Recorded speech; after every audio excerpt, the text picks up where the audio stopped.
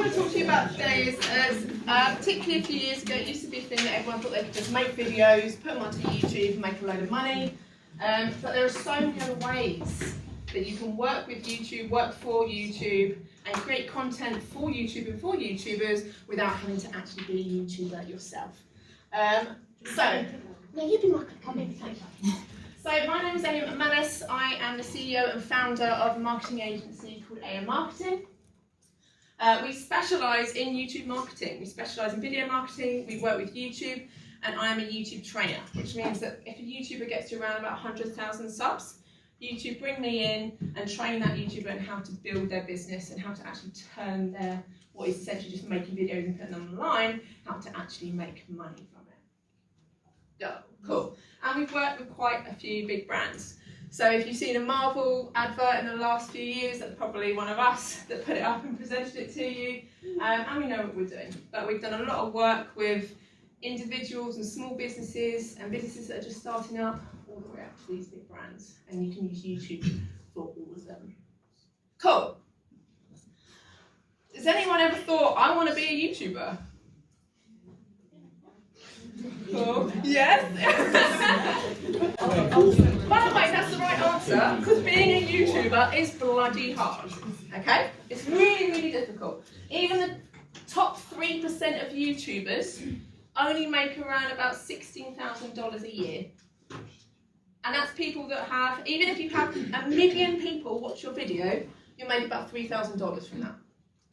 Which isn't a lot, right? That's not a lot. That means you have to be constantly making content, constantly thinking of the next best thing, constantly putting it out, having stuff go out every single week. It takes a lot of work, it takes a lot of hours, it's very, very stressful.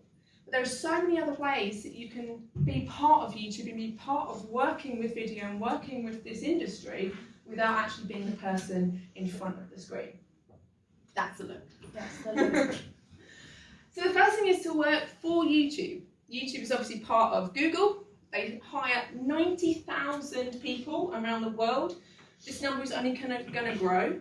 And in fact, a lot of if any of you are going to start going into the digital industry, going into the video marketing industry, a lot of the jobs that you guys will have and your careers don't actually exist yet. So it's really, really difficult for your teachers and your parents and even me standing in front of you here to say, go into this career or go and have this job, because a lot of the jobs that you'll have don't actually exist. When I went to university, Facebook didn't exist. I had my first Facebook account in 2006. That was my first year of uni. So I went through my whole school life with no social media, and now I do it for a living. So when you guys come to pick your A-levels and you come to pick universities, don't be scared and don't be fearful of the fact that you don't know what you want to do, because what you end up doing might not actually exist. Okay, so first thing is work for YouTube. YouTube employ 5,000 people worldwide. Google employ 90,000. It does not matter. You could be an accountant for YouTube if you want to be an accountant. You could be a lawyer. Hell, you could be a cleaner if you want to. Every single job that you can possibly think of, whether it is a doctor, whether it is HR, whether it is working in PR, every single one of those jobs exists within YouTube and within Google. So no matter what you want to do with your lives, if you want to be part of YouTube and you want to be part of that movement and part of the video industry, you can do that within that company. Second one, work for a competitor. I shouldn't be saying this because YouTube kind of pay my bills, but there are other options to putting content on YouTube and getting paid for it. There are other options to working for YouTube. Has anyone heard of this company? Awesome. So who has a Twitch account? Who watches Twitch like pretty regularly? So Twitch are owned by Amazon. It is a live streaming platform where people go online, and at the moment it's pretty much just for gaming. So someone will be playing Fortnite, someone playing Minecraft, and you're watching that person within their game. I watch my husband watch people play Fortnite or watch people play Hearthstone. I don't really understand it. I don't understand why it's evolving, but it's growing and growing. Twitch, unlike YouTube, tend to actually look after their content creators a lot more. So if you guys are thinking about putting your foot into creating video content and starting becoming a video creator, I would really recommend Twitch be your platform.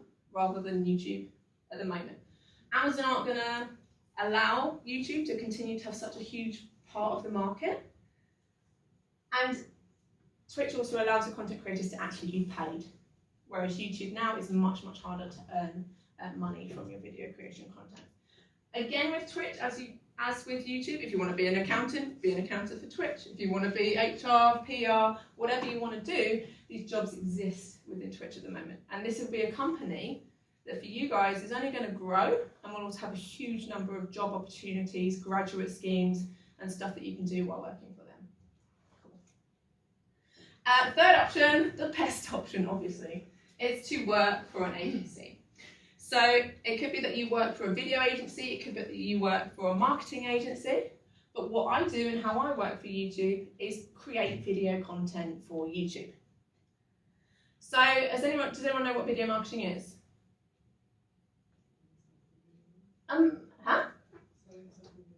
Selling stuff in videos is exactly what I do. So you know when you're on YouTube and you get those really super efficient ads that you love so much and they play before you are looking at a video. And they're not annoying at all and they're really relevant and you think, I'm so glad I've been presented with this content. Yes, exactly. That is what I do for a living. So, next on Molly, you're getting, this is an example of a YouTube ad. It's what we call a skippable, and it's what my company do in terms of what they create for the clients to place on YouTube.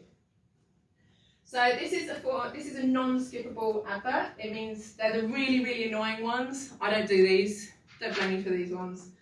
But you'll get an ad presented to you that's meant to be targeted to you based on your age, based on your gender, based on stuff that you like, based on what videos you've been watching, because that company has decided, right, this is a person I think is going to be interested in my product. So I've got one from Monday.com. Monday.com is a piece of business software, and I've been presented that because they think, you know what, Amy's probably going to be interested in this for her business. It plays for 20 seconds, I can't skip it. You also get the ones that you can skip after 5 seconds. They're the best because you think, come on, get out of the way. I want to watch this cat video. Next one, Money, thank you. Yes, so when we create these YouTube ads, these are just some of the jobs that are required just to make that one 30-second ad or 50-second ad. So when we're working, if you decide, I want to go into video marketing, any of these jobs could be something that you do in the future. Just for this 30-second piece of content, or 50 seconds, or 1 minute, 2 minutes. It could be that you've got a really great sounding voice that is great for advertising. You know what, I'm going to become a voiceover artist, and I'm going to work on YouTube advertising. Or I really love working with graphic design. I love art, and I love DT, or I love CT, and I want to become an animation artist. I want to become a videographer.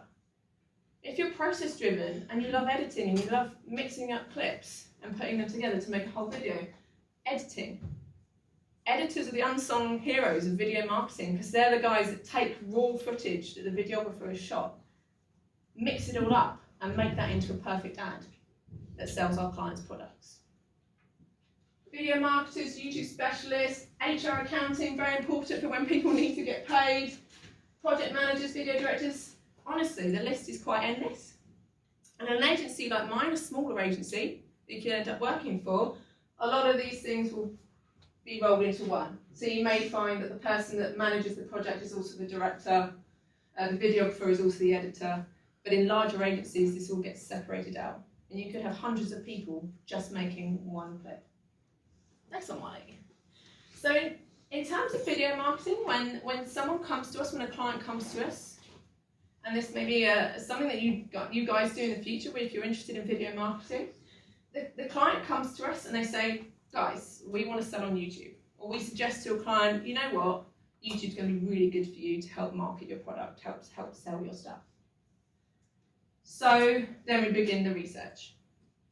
And if you are interested in research, you really like analysing things, you like looking stuff up, you like creating projects, research analyst is such an important part of creating YouTube content because we need to know what sort of people are going to be interested in this product. Where do they live? What are their ages? What videos are they watching? How much should this product cost? How long should the video be? What kind of content is going to be interesting for them? Where should we say certain things along the video? Research, and the people that do the research for our YouTube videos, is the most important part. We then plan and write.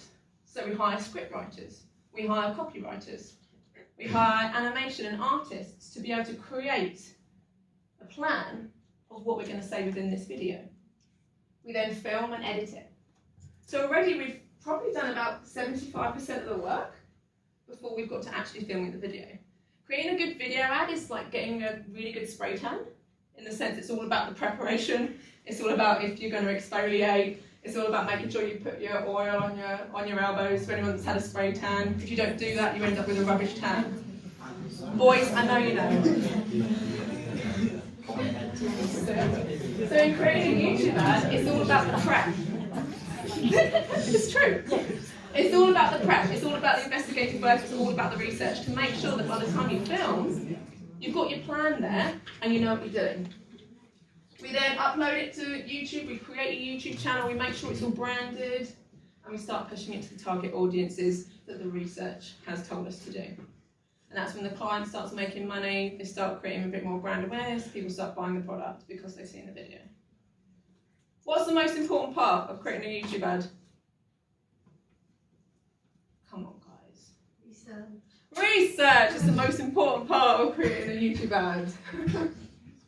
Because that's, if we don't do the research properly, it means that we could create an ad that's rubbish, that's not going to work. It means we could waste all of that time on editing, all that time on shooting, all that time on targeting, because no one's going to buy it because the video isn't right and it's not targeted to the right people. And that in a nutshell is how video marketing works. And that in a nutshell is what I do for a living. Cool. So when then you get to this point, you think, okay, this ad's been created and tailored for me. I've been given this ad because I run a business and this may be relevant to me. Although it's extremely annoying because I can't skip it and therefore I'm not going to use Monday.com. So I just want to show you guys an example of an amazing YouTube ad. And this is the sort of video that you can be part of creating. This is an American YouTube ad. It's my favourite YouTube ad of all time. It is an ad called by Kmart, and it is called Ship My Pants. And yeah, exactly. And it was created actually for the Super Bowl. And Super Bowl ads, Super Bowl placements, just for that 30-second placement, it costs millions and millions of dollars. But placing the same ad, 30-second ad on YouTube, resulted in 30% better results. It resulted in a huge uptake online and in store, and it resulted in hundreds of millions of social impressions. So that's people sharing it on Facebook because it's funny, sharing it on Twitter, Instagram, etc. So this 30-second ad that was just placed on YouTube did better than the best prime time slot on television, which shows you guys how important YouTube is and how, in terms of advertising, is better than TV now. Cool, let's go. Ship my pants. Right here? Ship my pants, you're kidding. You can ship your pants? Right here. You hear that? I can ship my pants for free. Wow, I just may ship my pants. Yeah, ship your pants. Billy, you can ship your pants too. I can't wait to ship my pants, Dad. I just shipped my pants and it's very convenient. Very convenient. I just shipped my drawers. I just shipped my nightie. I just shipped my bed. If you can't find what you're looking for in store, we'll find it at Kmart.com right now and ship it to you for free. So, how simple was that, right? Ship my pants. Really, really simple. Well, it appears simple, but the amount of people that would be needed for that process, the amount of writers, the amount of script writers, the amount of actors, the amount of videographers, lighting experts, sound experts, huge, hundreds of people that would be involved in making that 30-second clip that looks so simple. The reason that's one of my favourites is because any single person in this room could have had that idea. That's not big. That's not a big special thing, is it? Right? That if it is not in store, they'll ship it to store for free. That's something that most stores do. Any single person in this room, no matter what age, no matter what background, no matter, like, anyone could have come up with that amazing idea that then went onto YouTube and created a huge millions and millions of dollars in profit for that business. And that's why video marketing is so amazing. The other option as well for you guys, if you don't want to work for YouTube and you don't want to create video content, is to work for the YouTubers themselves. You don't have to be the person in front of the camera.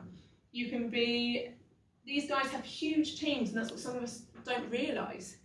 Think that every single post they put out themselves. They don't, most top YouTubers, sort of like the top 0.1% that are making the big bucks, they don't edit their own content. Someone edits it for them. They don't create their own music. Someone does it for them. They certainly don't do their own tax returns. Someone does it for them. So if you want to work and be part of YouTube but not be in front of the camera, there's so many other options. And that's obviously something what I do as well, in training YouTubers into how to run their businesses, in telling them, okay, this is how you set up a business, in telling them this is how much you've got to pay in tax, this is how you do your branding, this is how you create your website. These guys need websites. If you guys want to go into website design, they need branding designers, they need graphic designers. So there's loads and loads of hundreds of options other than being the YouTuber. Cool. So basically to sum up, you don't have to be a YouTuber to work in or for or with YouTube.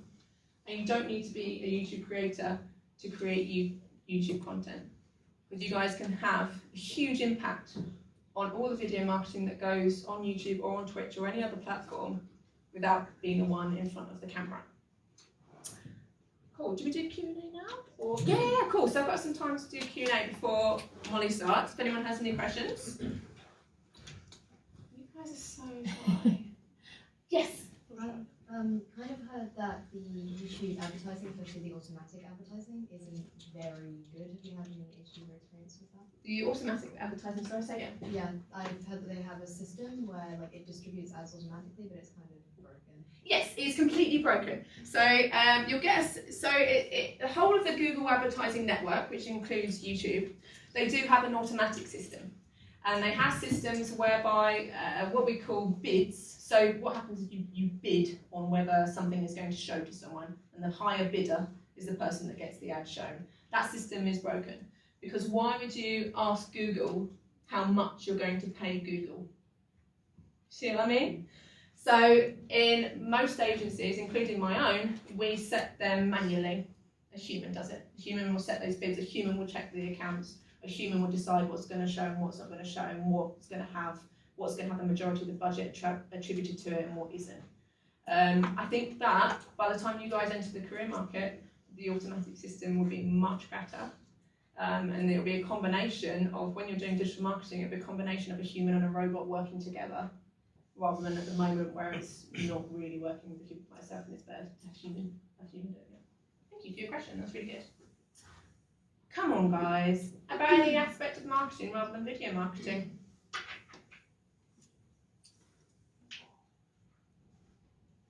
Oh mate, I could not have, yes. What was your career path? What led you into going into video marketing? Okay, thank you very much. I started, a very, very quick summary. I worked in retail. I managed a store. I got headhunted by a marketing company. I used to work for Holland & Barrett making weight loss tea. I then rebranded ferries for a bit in Poland, so completely all offline marketing. I then started working for a woman who put me as MD of her company to help marketing with startups. I handed in my notice within 28 hours because it turned out that she was exchanging certain favours instead of paying people, and she tried to forge a cheque from HMRC for £300,000. So I left that company and then started doing work for the people that she was meant to be helping but was stealing money from, and then the business just grew, and that is why I now have video marketing. That is a very short version, and it is like a like an EastEnders plot. But yes, I kind of owe her everything. Really. Yeah. And you don't speak to her anymore? No, we don't speak. She actually turned out that she was a sociopath, and she was actually committed. Oh wow. Yeah, because she was. So that was like, ooh. You know, the kind that goes around murdering people. Yeah. So, swings and roundabouts. That may have any other questions? It can be related to the sociopath. No? Just wondering, how do you judge the success of the adverts? How do you work that out? This one's been seen. Oh, that's a really good question. So normally with video advertising, if you're going to make a video advert, you're going to work for an agency, your client will come to you and they'll say, how has this been successful? And the way that we judge it is how many people, there are lots of different metrics. So it can be how many people have viewed the ad, because the client is looking for brand awareness, they want people to see it.